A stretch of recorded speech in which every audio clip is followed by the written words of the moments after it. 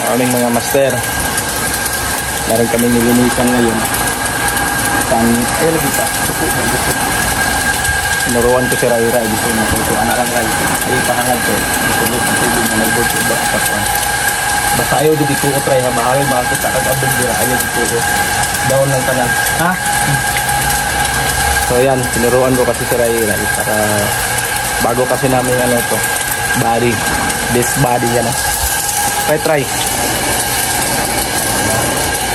So, isang split type, isang window type sa loob. Dito din mamaya sa kabila. May tatlo. So, ito na lang muna.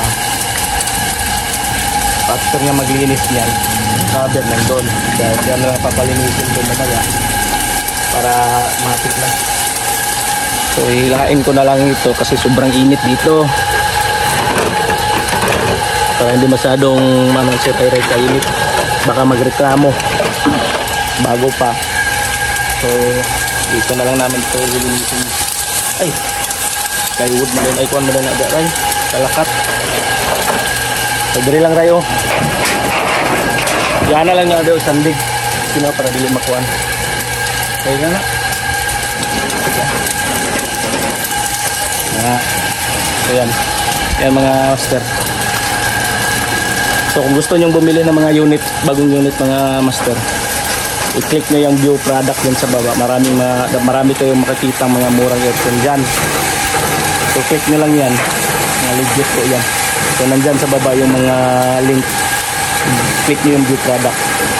So itong unit na ito, yan, hindi siya masyadong marumi kasi hindi naman siya expose sa alikabok kasi bahay. Yan ang napalibutan ng bahay. So hindi malayo sa daan. So hindi ka masyadong exposed dito sa alikabok kahit ang outdoor niya.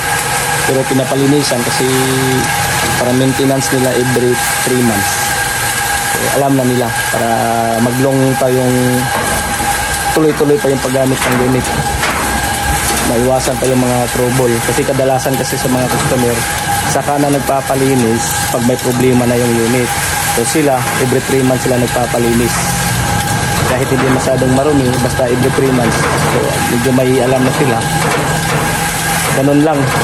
Yun ang tamang pag-ano sa unit, yung pag-aalaga ng aircon para hindi maiwasan yung mga malalaking problema. So, update ko na lang kayo, Ray. Tutulungan ko muna si Master Ray. Yan o.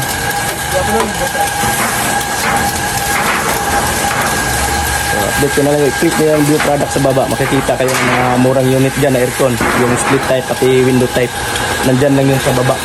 So natapos namin sa loob, hindi na namin napunan kanina kasi sobrang sikip. B6 si Ray, paghahawak ng hose doon sa loob kasi parang hindi malaking masyado yung sa loob. Yung iniwasan namin na kakalat yung mga pasik-pasik ng tubig. Nilagay na namin yung power spray sa CR nila para hindi masyadong malayo. So update ko na lang kayo mamaya. Next time ulit mas dyan. Maraming salamat.